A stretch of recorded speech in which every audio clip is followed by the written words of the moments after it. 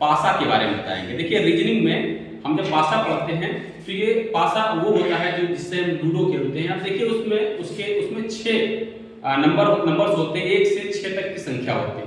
देखिए पासा क्या होता है, ये 2 प्रकार के होते हैं। एक होता है मानक पासा और एक होता है सामान्य पासा। देखिए मानक पासा क्या होता है, सबसे पहले हम देखेंगे पासा के प्रकार। पासा 2 प्रकार के हैं। नंबर 1 मानक पासा और नंबर 2 है सामान्य पासा।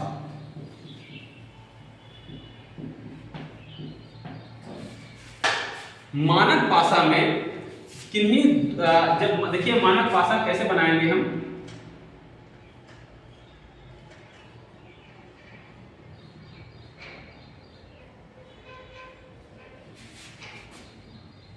इसमें जब हम कोई संख्या लिखते हैं 1 4 5,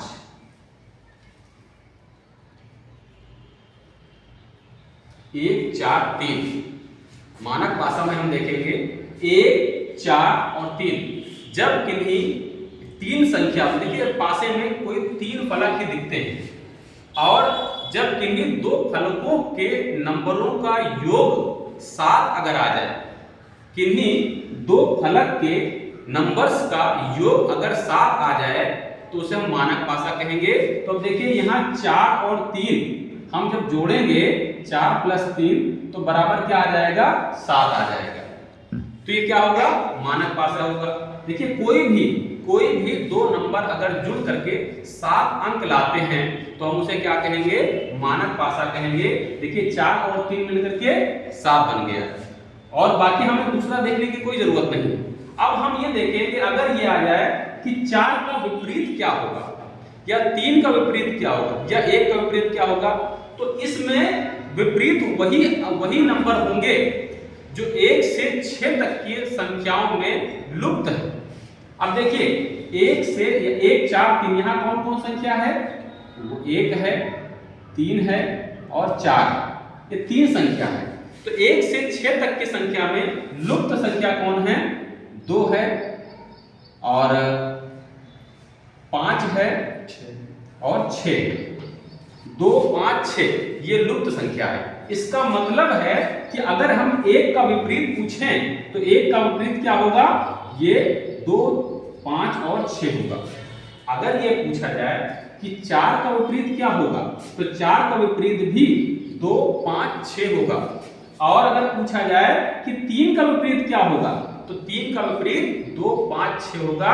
अगर किन्हीं 2 अंकों का योग, पासा में किन्हीं 2 अंकों का योग अगर 7 आ जाए तो उस कंडीशन में जो लुप्त संख्या है वही प्रत्येक संख्या का विपरीत होगा। ठीक है, तो जो लुप्त तीनों संख्या, इसमें कोई कंफर्म नहीं है। इसमें क्या है कि जो लुप्त संख्या है वही प्रत्येक संख्या का विपरीत संख्या होगी। अब देखिए दूसरा हम देखते हैं सामान्य पासा। तो सामान्य पासा में हम ये देखेंगे, ये सामान्य पासा है।